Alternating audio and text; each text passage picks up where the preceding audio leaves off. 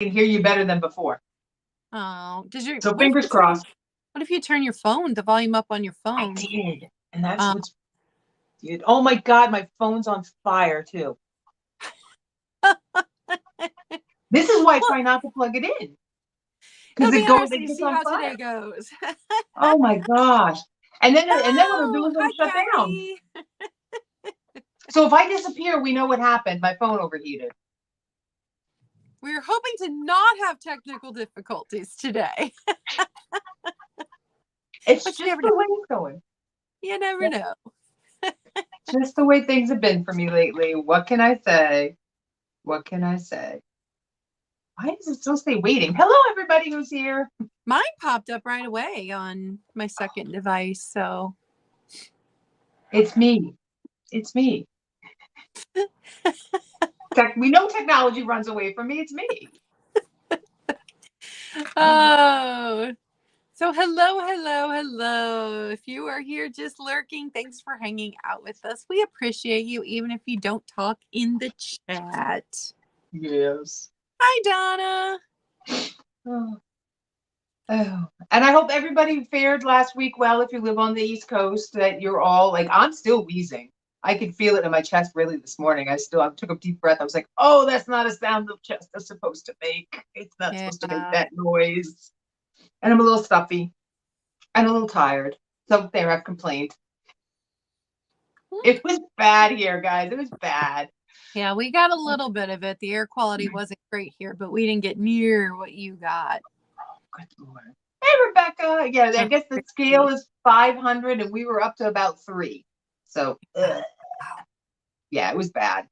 And you wake up and you're just like, oh, I told Claudia, it looked like we were born on Tatooine. It's like you wake up and you're like, oh, look at this red sun. The sun's not yellowy orange. It's now a burning, flaming, amberina colored sun. Hi, Cass. And I think what shocked me was the fact that it smelled like it was something in the neighborhood burning. Like you swore that somebody around the street corner was having a campfire, and the fact that floated all the way down from Canada was kind of like crazy. Yeah. Yes. Oh, so I hope everybody else fared fine and had no issues. I know some people did. I know some people didn't. I stayed inside, went outside a total of 10 minutes all last week. Some of those were crazy. I had to go out the one day. I checked the air quality and it wasn't great. So I wore a mask, put it on before I even walked out the door. I wore it the whole time till I came back home. I wasn't going to risk it. Ugh. Yeah. Yeah, I'm just trembling that and we're in desperate need of rain, and it's just kind of like tiny we got some decent rain yesterday. It wasn't like a heavy downpour, but it was enough to water everything. And then it was the air was wet this morning, but the sun, it's cleared up and the sun's come out now. So I don't know, that may have been all the rain we were going to get. Yeah, we've had it back and forth today. So thank you for sharing the rain because we needed it. As a matter of fact, I have a little stream that runs up behind my yard, and on either side of the bank is like this algae kind of stuff, right? Now it just looks like grass. Like you could take a big leap and land from one patch to the other patch. And we see a beaver. I don't know how he was swimming up the little stream. I have no idea but he was. He was swimming. It looked like he had a big old green mohawk because he was dragging branches behind him. Oh, I was like, it just really needs to. I just really needs to. It's so bad up here right now. So here's to hoping we get more rain. Well, if we get a bunch of rain next week, it'll be because my daughter's going camping all week. Oh, okay. Well, that's good then. That works out. Meg, go camping. It's just going to pour down all week because she's going camping next week. Oh, and speaking of next week, I am going to cats at her place. We're still going to do the live. And hope that everything's okay. Because it's going to be different. I'm not taking my ring light. I'm going to do it in front of my window. I'm going to do smalls next week so that I don't have to transport big pieces. And, I'll be the only person on her Wi-Fi because I'll be the only person there. So hopefully everything will go smoothly next week. But I will not be here in my regular location next week. Crossing everything for you. Oh, good. And I probably will not sell anything on Wednesday. I'm going to be there the whole week. So shipping will not be done until Saturday or Sunday of next week, not this week, next week. but probably won't do my sale. I'll just do a coffee and a chat on Wednesday morning next week. Oh, okay. I have to say, I love the jars, by the way. That was the funnest thing. I just saw that video. Yeah, the pop up. I was like, I gotta watch that because I'm all by myself today. Did you see the final one? The tiny. Do you recognize this? You sent that to me. Yes. With my first order from you. What I had colored clothespins. I think that's awesome. I think that's so great. Because how many times do you get like lots of stuff where you get like all of the, it's like the bottom of a junk drawer, right? And it's just, I think it's fun to display them with old. And I love that you used all the old kind of fun bottles. I love that. Mm-hmm. That's a fun project. And I bought them all before prices skyrocketed. I already had all of these except for the big one. I picked that up at Betty's Flea Market, so I didn't spend too much money on it. But all these other ones I had already had since before I moved. I just hadn't done the project yet. So finally buckled down and did the project. Had so much fun with it. You know, those jars, and here's the funny thing. I saw this lady, I cannot remember who posted it on Instagram, so forgive me if you guys know who did it, talking about Goodwill, we need to have a conversation. We love you, but... And she went into this whole kind of nice little rant about how Goodwill's prices are ridiculous. She's like, pickle jars. And I lost my mind. I lost my mind because I had just seen the day before pickle jars, new pickle jars being for sale at a thrift store and them charging prices that you wouldn't. She made a good point. Even with the pickles in them, they don't cost that much. Yeah. How crazy is that? And then someone else had, maybe it was a TikTok I saw. It was an empty box. It was an empty box that should have held something electronic. It was $3. The empty box just sitting on the Goodwill shelf. I don't know. It's crazy. Although you guys be looking out for a haul for me later because I did find some fantastic things this morning at Goodwill. Yes. Some fantastic things. Hi, Bridget. And you know what, that happens. It's like, it'll be hit or miss. I was telling Claudia, I went to a thrift store, my favorite thrift store, and they usually have very good prices. And all of a sudden their prices have gone up. But then sitting in the corner, they had this antique piece of glass that wasn't even close to what it should have been being sold for. So I was like, sometimes they just don't pay attention. Oh, you got to dig for everything. And I saw Tiger's post this morning about all this gorgeous shelf of all this Amberina at Goodwill, and the prices were just like, do the Macaulay talking. Yep. Crazy. All right. Well, today we are talking about Libbey glass, or the origins of the Libbey glass company. So I'm going to change the layout and let Nikki go. All right. I'm going to go first. I was going to drop a link. Oh, it is right. All right. This is a very interesting link that I'm going to drop here, guys. It is it's from the Early American Pattern Glass Society, and it has, there's a bunch of different makers, but it's specifically about the glass company we're going to talk about right now. So I'm going to put that in there. So if any of you are interested, you can go see all the pretty glass. So we're going to start talking about the New England Glass Company, not to be confused with New England Glass Works. They were in operation at the same time, but they are two different companies. They were in competition with each other too. So New England Glass Company started in 1818 and was in production, and we're going to say this, until 1888, but then they became Libbey. So same glass company. I tried to look up if this was the oldest glass company in America, because it kind of should be the oldest continuing glass company because Libbey's still producing, but for some reason it gave me another name of another company that I know is 20 years younger than this glass company. So according to everything I found, and there was lots of stuff, this was a fun one, they're the longest successful enterprise of any 19th century American glass company. Really cool. And according to a contemporary article published at the time that they were in operation, goes like this: there is hardly a home from Maine to Louisiana which has not more or less of this excellent ware in domestic use. Damn, listen to the way they talked. Isn't that kind of fun? Now, it was started in 1818 in Cambridge, Massachusetts by Deming James. He kind of became stinking rich because daddy died, so he found a way to invest his money. and a handful, 3 other wealthy Bostonian businessmen who really just aren't as important as Deming James. They started the New England Glass Company, and really in the beginning they were making, believe it or not, clay pots, flint glass, crystal, and hand-blown pieces. So Jarvis James Jarvis, I probably wrote his name down wrong. So the founder, Deming, Mr. Deming there, he was a very shrewd businessman, believe it or not, for, inheriting all of daddy's money. And he was an innovator. So he was one of the first glass companies to use a steam engine to operate their cutting wheel to cut their glass. They had the only oven in the country that could manufacture red lead being a key ingredient in flint glass, which is super old and really, really pretty and amazingly gorgeous when you actually see it in real life, and heavy. So at this time, there were only other 40 glass companies that existed in the entire US. So he had the monopoly on red glass. So if you wanted to make flint glass, you had to get it manufactured at his place and then shipped to you. So he was kind of bringing in some money early on. In the 1820s, the pressing mold for glass was invented by this glass company, by the Libbey Glass, which is now known as the Libbey Glass Company. It was invented by a man named Enoch Robinson, who was a mechanic. And it first was used to create doorknobs. I have some, I'm gonna have to dig them out. I have some old glass doorknobs. They're really, really cool, but they would use them to the pressing mold to create these glass doorknobs and knobs for pieces of furniture like drawers and stuff. So this is where the whole pressed glass was born. It was born in Cambridge, Massachusetts by New England Glass Company.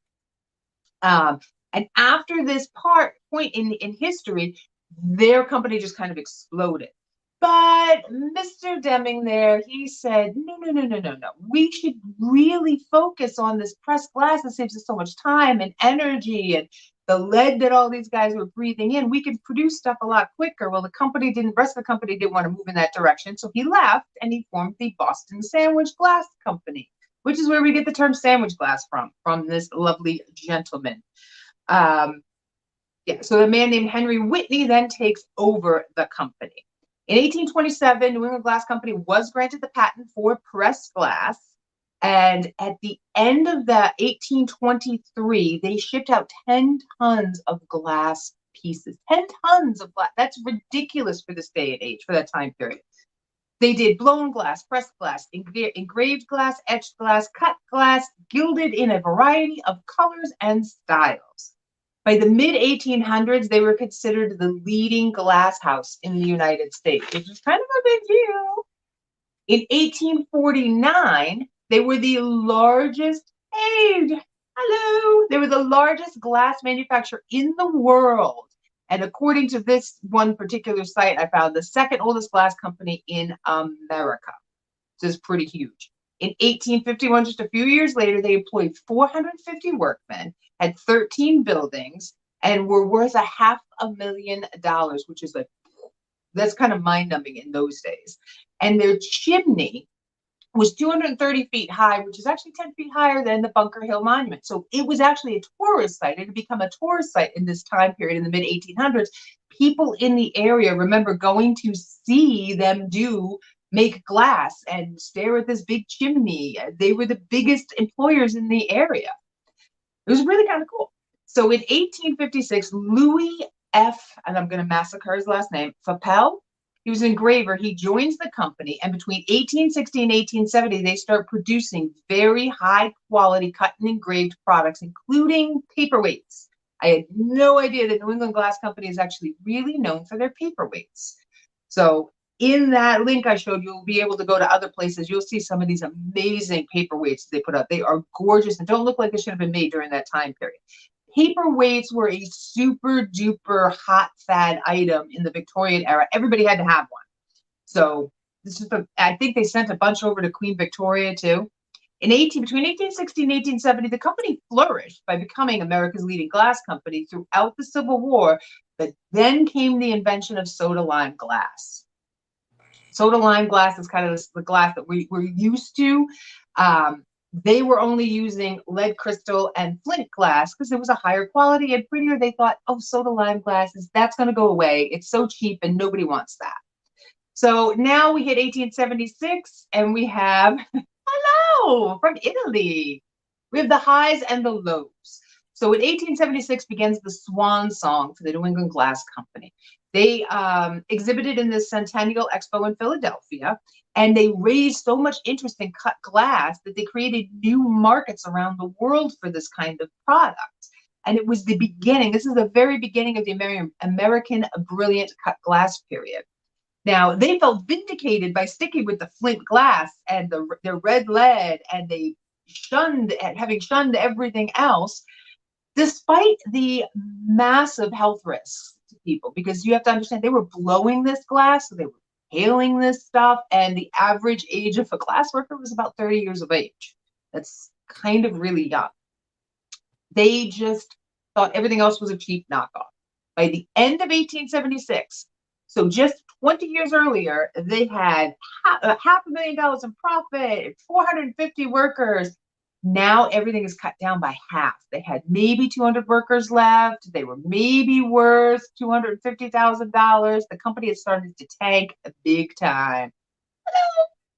So the 1870s were tough for them. They were losing out to cheaper glass products by other companies, massive mismanagement within their company, a lot of skillful workers, because they're going, well, hey, I can go over here and not die at the age of 30 and blow some really pretty glass over at, I don't know, Fenton, and not have to worry about this. Dishonesty by the workers who stayed with them, because the workers who stayed with them were making glass and selling it on the side to anybody who wanted it. They were thieving from the company. And a lack of fuel.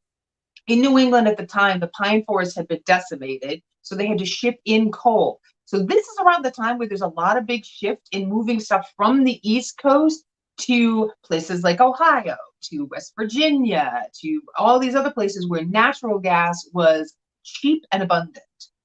Okay, so 1878 enters Mr. William Libbey of Libbey Glass, and he leaves the company. And he dies about a handful of years later, and his son Edward takes over. Now comes the time in American history where union laborers, Libbey on the label, where union laborers are popping up. There's all these strikes for better working conditions. And in 1883, the company got shut down for 6 months as all of the New England glass workers went on strike. And Edward swore that if the flames went out, he would never rekindle them again. Fast forward a couple years later, that's exactly what happened again. In 1888, there was another strike.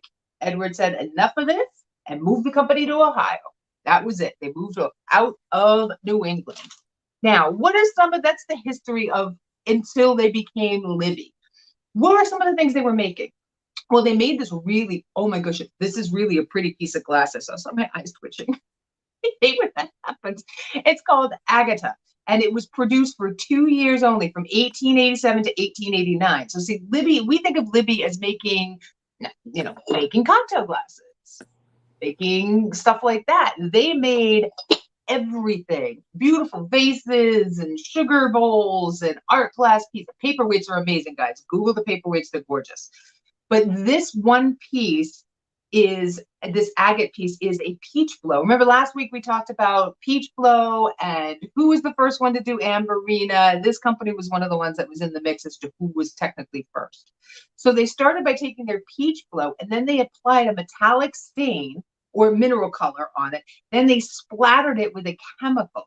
So it has all these like watercolor droplet marks all over. It is such a cool, funky piece. And it's just really, really gorgeous. So this is a very short window here. So if you ever find it and you go, that's damaged glass, it's probably not damaged glass. It's probably really old glass. Some of the other patterns they made, which are really long, Ashburn, Blaze, which is really pretty. I'm pretty sure I've seen the Blaze out and about in clear, and now I'm kind of kicking myself for not picking it up. 8 flute, broad flute, California, their figural candlestick. They had a figural candlestick that was, I think it was 1887, they got the patent for.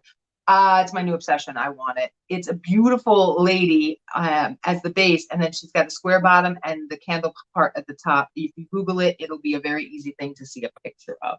They like naming things after places. So you have Philadelphia, Pomona, New York, New England, diamond patterns, patch diamond patterns. The list goes on and on. So that's what the link is there. You can see some of the different pictures and pieces. And I will tell you guys this. I searched on eBay because I was curious what the going price, here comes the cat, what the going price for New England glass was. And I was hard pressed to find a piece that was listed for under $100.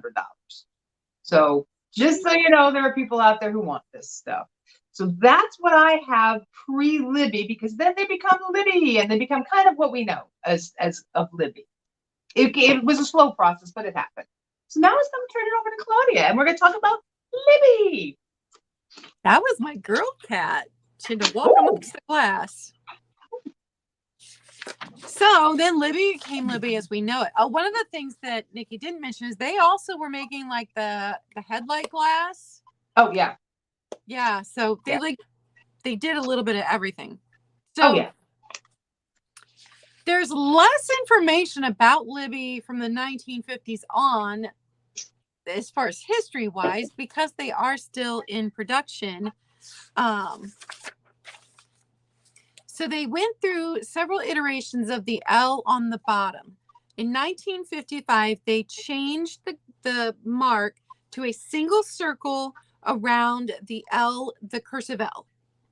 So if you see it, before that, there was a double circle. So the single circle with the L in cursive, that's 1955 and on. And then they dropped the circle and pick up a Libbey glass today. It's just going to have the L on the bottom. The most expensive pieces to collect of the barware are the ones with rare designs and the ones that have the larger sets. But most of Libbey is affordable to collect if it's something that you want to collect. And I know it's sometime in the past, we've come across a count of how many thousands of designs that Libbey's done. Couldn't find that information this time. But if you can imagine a design, Libbey's probably stuck it on a glass and or a pitcher to go with those glasses. So, they're really well known for their whiskey glasses, their Tom Collins glasses. They did everything from the wheat to the leaves to the pink elephants. Libbey's put it on a glass if you can dream of it. In the past 25 years, so this was interesting because I looked at what Libbey's up to now. They've acquired World Tableware, Syracuse Tableware, and Crisa and Crisol. And they've also partnered with luxury European brands. So now they cover the entire tabletop. So currently today, Libbey can outfit your whole table, not just your glassware, which was interesting. In 2015, they became the only maker of luxury glassware in the U.S. with the introduction of Masters Reserve. I've not seen any of those pieces in real life. But it's interesting that was just in 2015 because they were trying to diversify, going through a little bit of financial struggle. So there were some landmarks. In 1966, they debuted their Golden Foliage glassware, which is the largest selling decorated glassware pattern. We all know that gold leaf. That is your classic Libbey. That's iconic. And that was introduced in 1966. In 1970, they made the first one-piece press and blow stemware. I don't know what but that was in 1970. So I didn't see any examples of it. A lot of this is on the actual Libbey website, which you can go look at. You can find Libbey catalogs from almost any time frame.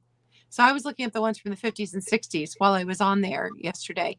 But there's just so much, because a lot of the catalogs for glass companies have gotten lost, but because Libbey's still in business, so much good info out there. In 1993, they became publicly traded. Before that, they'd been privately owned. But then in 2020, they went back to being privately owned again. In 2022, they sold off their European operations. So you can currently purchase everything you need on your tabletop from Libbey. I think that's diversified a bit. I think that's awesome. This company's been in business for over 200 years, guys. You have to wrap kind of like they're almost as old as our country. That's how long they've been around. And the information that I saw said that they were the longest Yeah, running glass yeah, company yeah. I don't know in why. the I universe. typed into the internet. I'm like, they have to be. And I typed it in, oldest glass company in continuous operation, and I got Mount Washington Glass Company, which is my new obsession, by the way. But Are they're they 20 still years. are they still in Yeah, operation? yeah, they're at Pearpoint, I think is their, if I remembered correctly from when I looked, is their new company Hmm. name. So I was just kind of like, what? But they're like 20 years younger. I mean, they were contemporary of the New England Glass Company, but New England Glass Company started in 1818. So Libbey started in 1818. We're in 2023 now. So like Yeah.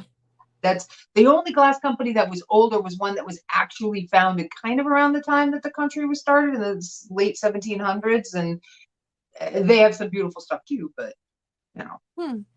that was it was weird. It was just so. Fun fact: if you buy Libbey, you're buying from one of the, if not the, and we're going to say the oldest glass company in America that went from producing clay pots and paperweights to the stemware we know and love now. That you can still go to Walmart or Bed Bath and Yeah. Beyond or Target and buy a box of Libbey glasses.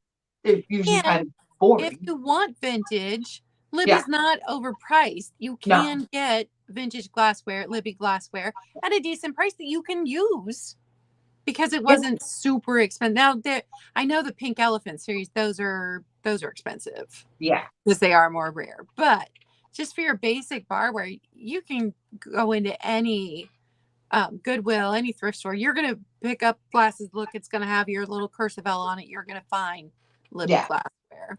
Yeah. Well, I picked up this weekend a little cordial Treasure Island Libbey glasses that aren't marked. They're because they're from the early 50s, so they're just not marked with the little with their little L, but they are Libbey glasses. They're on replacement.com, and I just thought it was really neat. So that's when Claudia said anything they could stick on, they did. So we have Treasure Island, little pirates running around the glasses. They did up to fancy stuff. Yeah, Libby's a cool company. Yeah. very cool.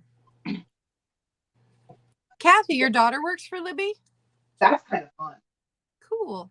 And I think our visitor from Venice, I think that's Monica. Is that Monica? If I got it right? She and I just followed each other's, subscribed to each other's channels, and she did the coolest thrifting video. I loved seeing another country because everything in there is something we've never seen before. It Oh was yeah. so cool. So, and guys, if you haven't seen it yet, I currently have Monica, got it right. I currently have my static mug sale running that runs through the end of the week. So if you were interested in any of the mugs you've seen me drinking out of the last couple of months, all of that is on sale right now in a static sale. So just wanted to mention that. Ooh, nice. And Claudia finds the best mugs. She really does. Really does. It's I kind don't of an get obsession. mugs. I can't keep them. I can't keep them Yeah, all. yeah. Well, All how right, much do we we're collect? going to get started with the sale. So we're bringing the rainbow again. And Almost. my Bring it though. first piece is cranberry glass. This is so pretty. And this was a company I'd never heard of. See, they are stamped into the pontil there. So this is mouth blown glass. And the company is Rossi Glass Niagara. They have retired. So the company actual location is closed, but they have the website up until they finish selling all of the pieces that have already been made. So this one, brand new, I think they made it like 4 different colors. If you go on their website right now, it's $59. So you can, it's not vintage. You can go and purchase this from them. They call it their relish dish. I'm not selling it for that much, but if you want to go look at all of their pretties on their website, it is the Rossi Glass Niagara company, and it It is, does have a purpley cast, Kaz. I could see that. yeah, they call it cranberry. It's definitely their cranberry. Just a little over 6¼ inches across, but the actual bowl part is less than 3 inches. So I'm not sure why this is their relish dish, but It's very cool. I Just could see it super maybe pretty. being like a saucier with a nice big glass ladle and having fun with that. Yeah. Or stick a candle in it. That cranberry glass, it's just such a pretty color, that pinky purple. It is $15, number 6. $15, number 6. Now, the next item I'm going to show you guys. It is the whole set. I'm going to offer the whole set for sale altogether today. But I will piece it out if somebody does not want the whole set. You just have to contact me later if the whole set doesn't sell. But it is 12 pieces. This is Anchor Hawking. This is the Georgian Honeycomb in amber. And I have 4 of each size. So this one is the 12 ounce. This one is the 8 ounce. And I didn't even know they made this size. This is a big one. Yeah. Because I have a rainbow collection of this size. Had no idea that they made this size. And then the little 4 ounce juice glass, which is just darling. It's so stinking cute. And I didn't think they were marked until I got to the big glass, and there was an anchor on there. So these do not have any dishwasher damage. They don't have any chips or cracks. There may be some wear over time. It looked like the big ones were used the most because there's like hardly any wear on the little ones at all. The big ones, there's a little bit. You can see there's some wear. But I mean, they're gorgeous. So the Georgian honeycomb pattern, I've got 12. I've got 4 of each size in really good used condition. The whole set is only going to be $50, number 14. $50, number 14.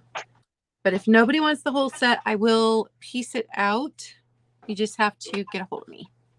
And those are my first 2. Okay, so I'm going in rainbow order. So we're going to start with clear. Think chakras. We're going to start up here, and we're going to work our way down the chakras. Oh, there you go. You got Jeannie Dawkins. No! Awesome. Thank you, Jeannie.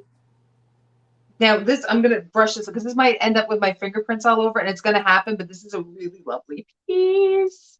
So I have for your consideration, look at the face, the weird, cute little face on this owl guy. Oh my gosh. I love him so much. And his little, like his little ears almost look like little devil horns to me. Yes. But they're really cute. They're so awesome.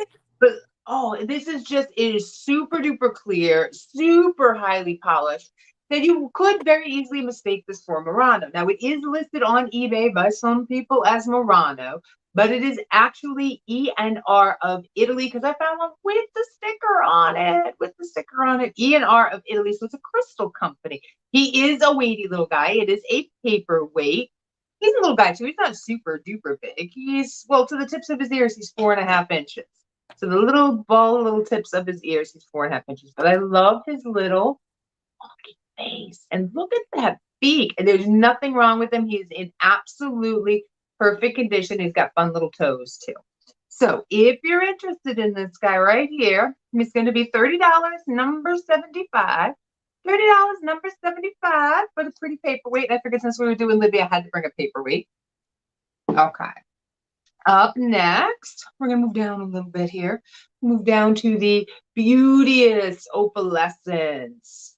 That if you've never seen a ring of fire, you hold this up to the light and you'll instantly be able to recognize what a ring of fire is. So this is a Fenton piece. This is an older Fenton piece. These were discontinued, I believe, in 1944. I could be wrong. This is the French opalescence small, they call it a triangular base. I don't know, that doesn't look like much of a triangle to me. I'm gonna say that. But it is just absolutely gorgeous. It's another 4.5-inch base. There is nothing wrong with this baby. It is in beautiful condition. And it's kind of very similar to the moonstone that was getting done in the 30s. It is so, so pretty. And it fades down from the opalescence and then goes down into a clear base. So it's very, very, very pretty. I've seen these all laid out on a table in the Fenton book I have. And let me tell you, it's gorgeous. This stuff is gorgeous, this tableware. So if you're interested in this little guy here, it's going to be $10, number 93. $10, number 93 for the 1940s Fenton piece. And those are my two. You know, I never end up keeping anything with that opalescence. I always end up selling it, but I love it. I'm like, why do I never keep a piece of that for myself? Oh, I see you, Rebecca. Thank you. All right. I picked this up at the church rummage. I do not think it is vintage in any way, but I know that some of you like to put these pretty little plates under your planters. So it's a little one, but I picked up, I loved that it had this leaf pattern around the edge. Oh, I love that one. And if it's like a Dollar Tree plate and I just have never seen it at the Dollar Tree, by all means, let me know and I will not keep selling it. It's a 6-inch plate. It's got this pattern on the bottom. I like how it's kind of deep too for that. It's got that little divot in there. Yeah, I thought it would be a small planter, but I thought it would be perfect to put under a planter. And it was green and I needed a green for today. $5, number 2. $5, number 2 for the little plate. Then my next time, oh my goodness, I love this color. To me, it's teal. Now everybody calls it something different. It's listed right now as aqua. It's that blue green, because here it is next to green, and then here it is next to blue.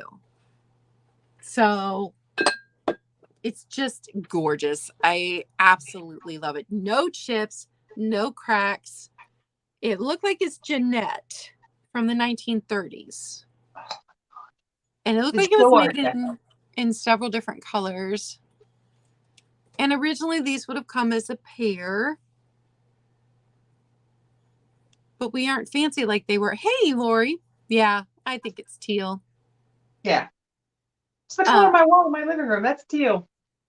But we aren't, in the 1930s where you actually had the fancy tablescape with the, so you can have one without the other.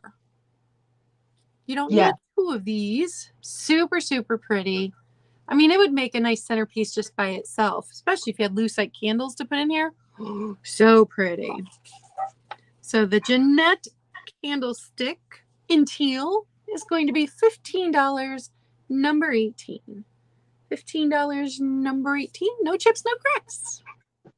Now, see, we call that color because I bought it from Bear Paints, and it's on my living room downstairs. It was called Dragonfly, so I kind of like that. So I love that. That's what I'm calling it because it's gorgeous. Oh, yay. Oh, Lori's in for that one. Awesome. Okay. Thank you, Lori. So now we're moving into the pinks and the reds. So up next, make sure I have the right one here. I've got some Fostoria from their Fairfax line here. It's a bonbon dish. We talked about this a couple weeks. Was it last week or the week before? We were talking about bonbon dishes. Like, what's a bonbon dish? Yeah. So you put your cute little chocolates on this and you put it on a little tray and you indulge. That's what that is. So I'm sorry, my fingerprints are all over this, but there are no seams on this because it is a fire polish. It was a pressed piece. It is part of the elegant glass line during the Depression era. I love these handles, though. These handles are just super cool. You put your nice little treats. Be fancy. That's what I'm saying. Be fancy. So we've seen the cute little bonbon dishes before. This is Fostoria Fairfax in the Depression pink. I don't know how well that pink shows up. It's hard to show Depression pink sometimes. There we go. There we go. That works. So if you're interested in this and you're going to add to your set, it's going to be $8, number 78. $8, number 78 on the little pink bonbon dish. Then we're going to go back to some Fenton. Ooh, I want the black one, Kathy. Me too. I would love the black one. We've got my little Fenton shoe, little kitty cat. Now, I just looked this up the other day and I can't remember what Fenton actually called it something, but this baby does glow. It is not Amberina because we learned that last week. It is just made with a lot of cadmium. I'm going to try to get it to glow. Oh my God, show up. All right, so the whole entire piece, oh, there we go.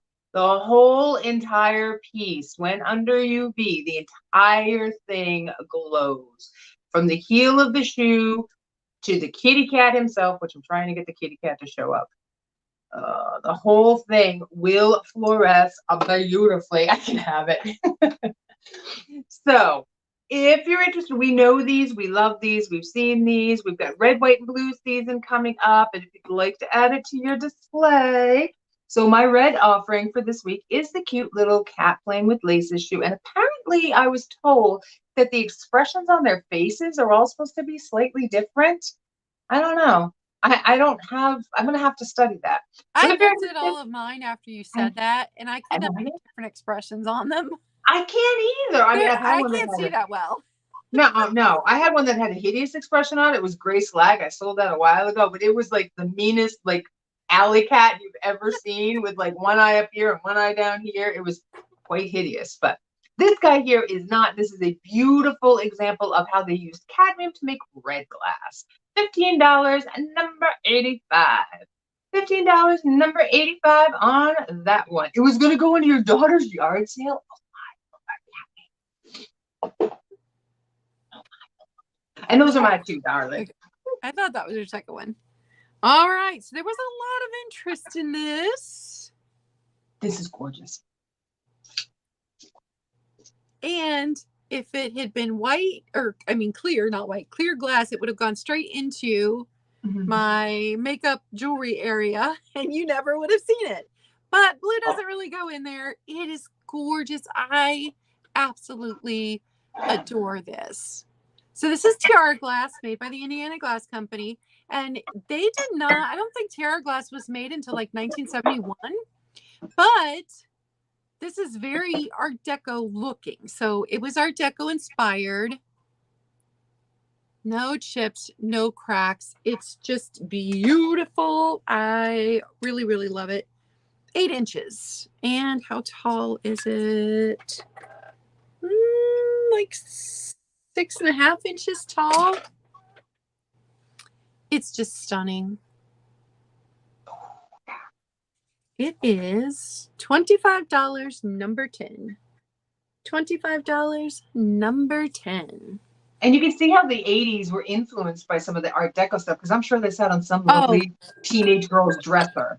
Yeah, absolutely. The 80s were influenced by Art Deco. That's why I like some of the decor. Hey, Becky. Ooh. And we've got Kaz in for the Tiara Blue Relish dish. Awesome, Kaz. Next up, I've got, and I hate to say, every time I have to say this, I'm like, vintage IKEA. That's a hard one. Yeah. It's like vintage Pottery Barn or Pier 1. I know, but it is vintage IKEA. The amethyst vase with I know it had a specific name. I don't know what it was, but it's probably something you wouldn't be able to pronounce anyway, so don't worry about it. And there were other companies that made them, but this, I'm pretty sure this is IKEA because of the base. So the base was slightly different on these. And so I'm like 99% sure that it is vintage IKEA because of the base of it. And it is, let me tell you how tall it is. It's a bud vase. It is 9.5 inches tall for your single stem of flower. No chips, I love the no cracks. Little asymmetry. Yeah. $10, number 8. I was watching that. Oh, I can't remember her name now. Pretty Pastel Please. When she was thrifting, was it in 2020? Oh, she was putting up a ton of thrift, and she kept finding these in her thrift stores there in Australia. And that's the first one I've ever come across. I was like, cool. I think I know what that is. All right. That was my 2. Oh, okay. So moving on, we're going to orange, and I found this. I'm going to call this orange, but this piece, in all honesty, is almost every color of the rainbow. Now, this is the largest open sugar piece I've ever seen in my entire life. Like, you can there are planters that aren't even this big, is what I'm going to say.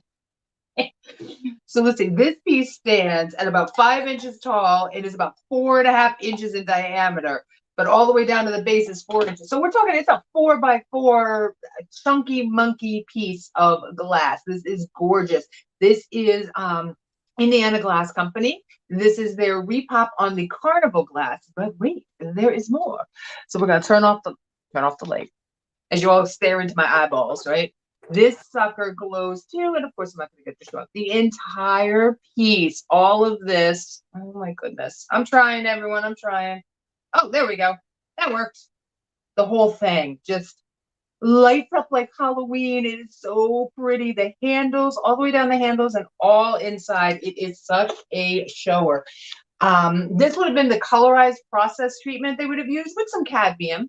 So it's just absolutely stunning. It's got the little sawtooth edge up there at the tippy top. It is some pressed glass. But you know what? You can have some fun with this. You know, I think it would be a great planter. That's kind of why I picked it up, because I thought it'd be fun to make it a planter. I know, it's so if you're interested in the chunky monkey, or as I watched one person on Whatnot say, a two-handled mug, it's not a two-handled mug, people. And why this person is popular on Whatnot, I have that sawtooth edge. Why somebody even said that and why they're popular, I have no idea. No idea. So it's an open sugar bowl, which I still don't know why you need one that's this large. It's gonna be $12, number 91. number 91, and the glow on this is fantastic. It's stunning. Okay. Moving into yellow. We're gonna move into the yellow. I've shown this before, but it's been a little bit. So here we go. I've got the McKee Huddle. So this would have held, this would have been your first traveling hot tea, hot coffee kind of carrier. The top, it's not glass. It's not really plastic either. I'm not even sure what it is, but the top is black. And you've got the white kind of rubbery lining there and the little wheat flour in the center. This is a sprayed on application because this is actually a, I'm not going to say milk glass. It's probably a borosilicate glass because it can withstand the heat, kind of the same stuff that Pyrex is made out of, if you think along those lines. And white on the bottom. And it does say on the bottom, McKee Huddle, which is really cool. I don't know if that's a year. Hold on. No, it just says patent. So it's their pattern. Their patent, not pattern. On the bottom, that's what that is there. So it's this big. It's not super big. I almost dropped it. Oh boy, I almost dropped it.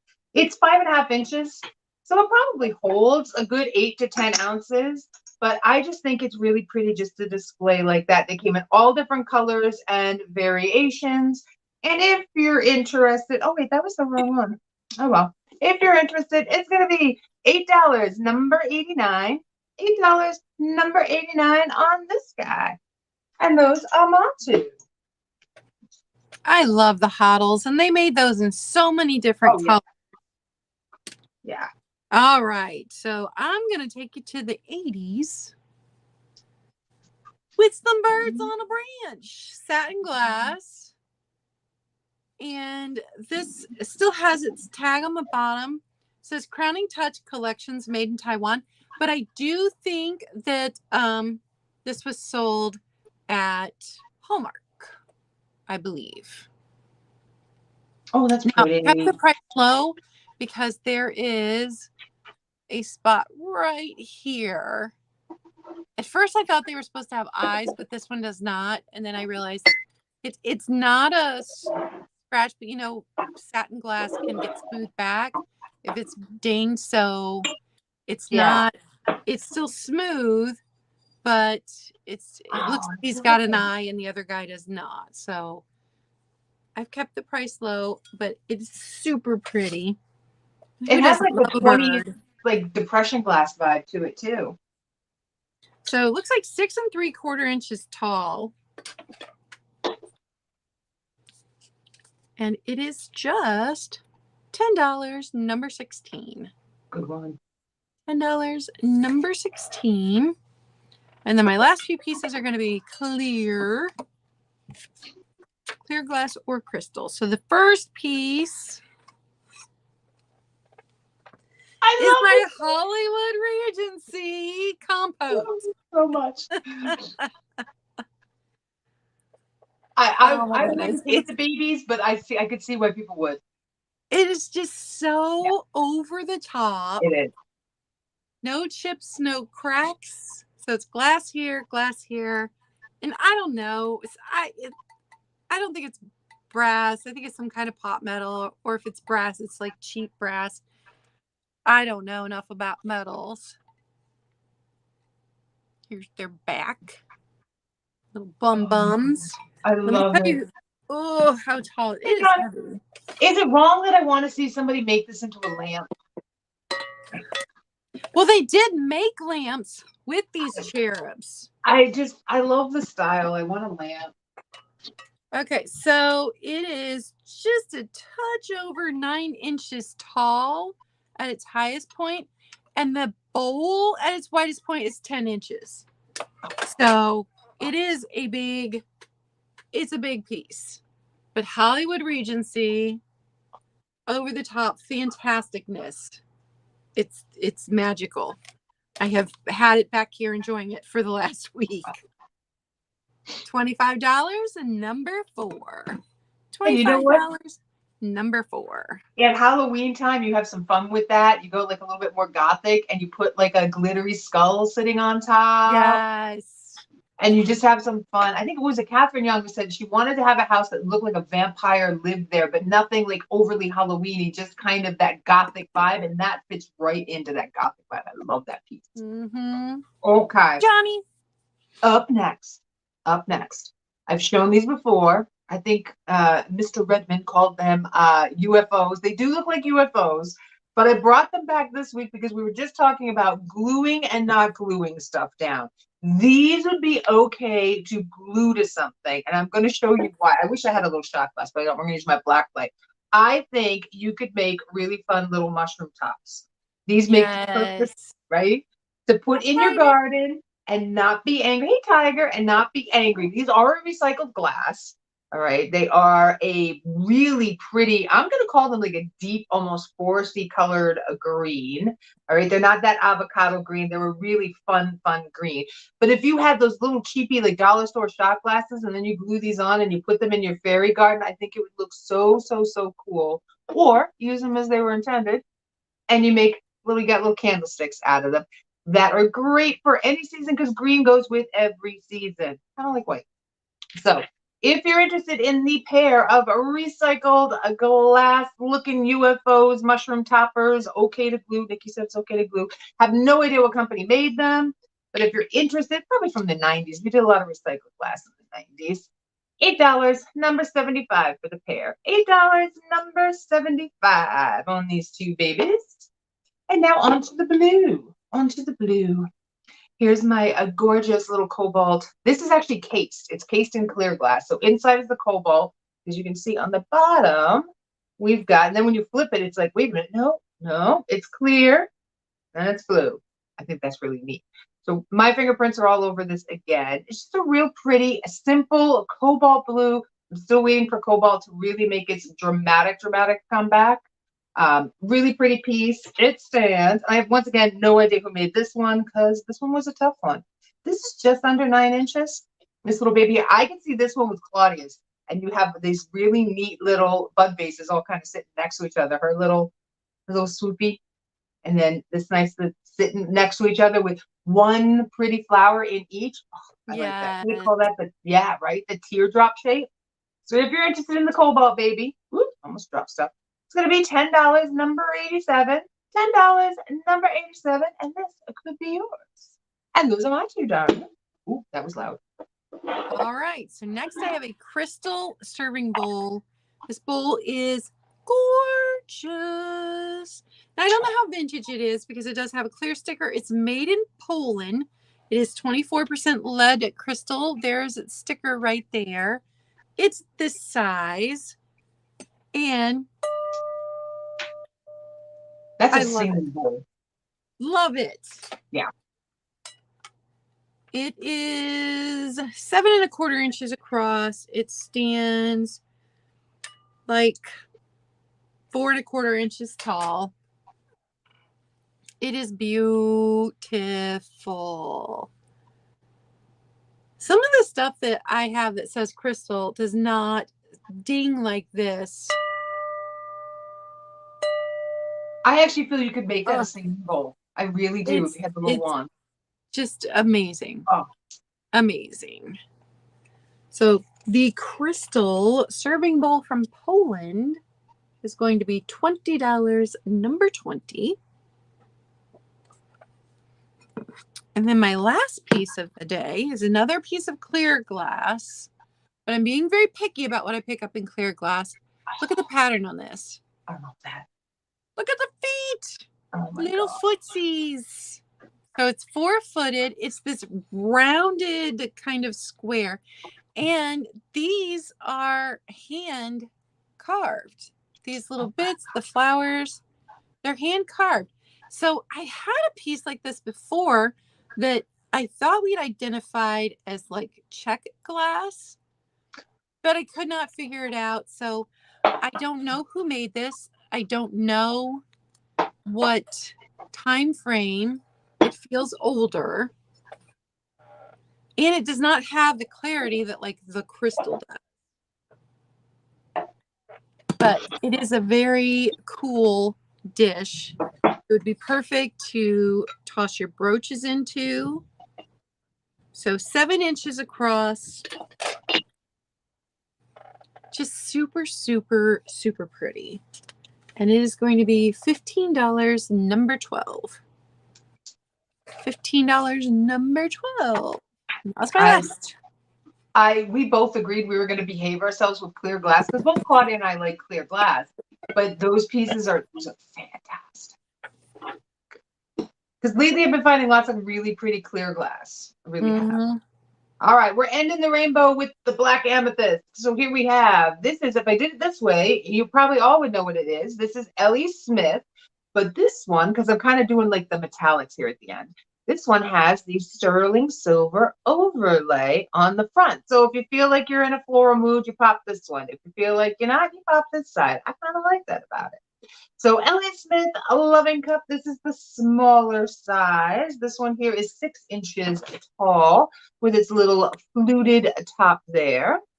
Nice little handles, but it's this piece. I don't see them. I've seen them just like plain black like this as blanks, but I don't see them all that often with the sterling silver on it. And the sterling silver is actually in really good condition.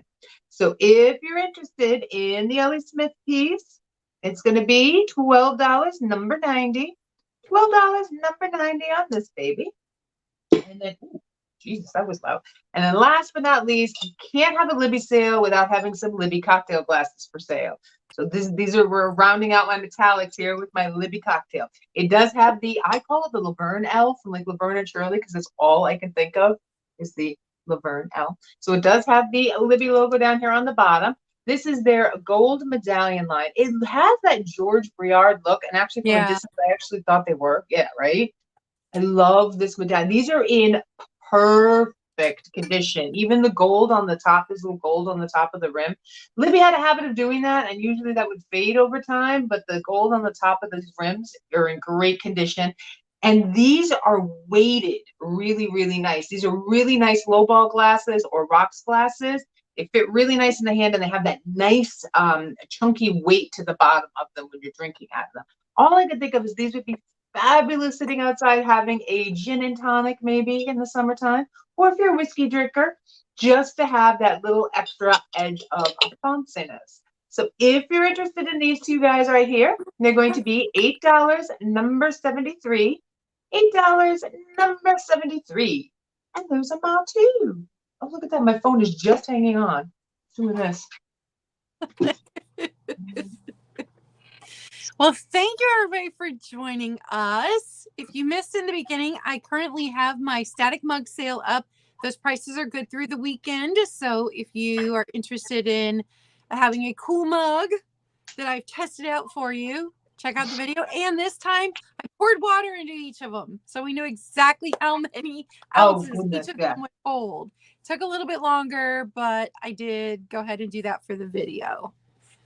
And then I've got coffee chat and a small sale on Wednesday.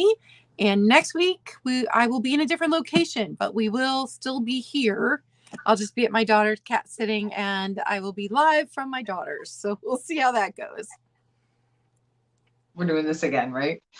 This week I have a haul video I'm going to be putting out at some point this week, I'm hoping, and I will be doing my regular Thursday sale over on Whatnot. I've got some ephemera. I keep saying I'm going to do a pop-up. I really have to. It's just me being lazy. Things have I'm trying to enjoy the summer too, you know? Trying to enjoy the summer. Oh, thank you. And guys, don't forget, watch us on the rewind. And if you see something, you can email us and we'll let you know if it's still available. Yeah. We'll totally do that. We have lots of people who do that. And, you know, you can't watch during the day. We totally get that. So, yeah, that's it for me this week. It's kind of a slow week. Yeah. Yeah. Yep. Yeah. And we're hoping my phone stays on for just another few minutes. All right, so I think that's everything. Oh, thanks, Donna. Thank you.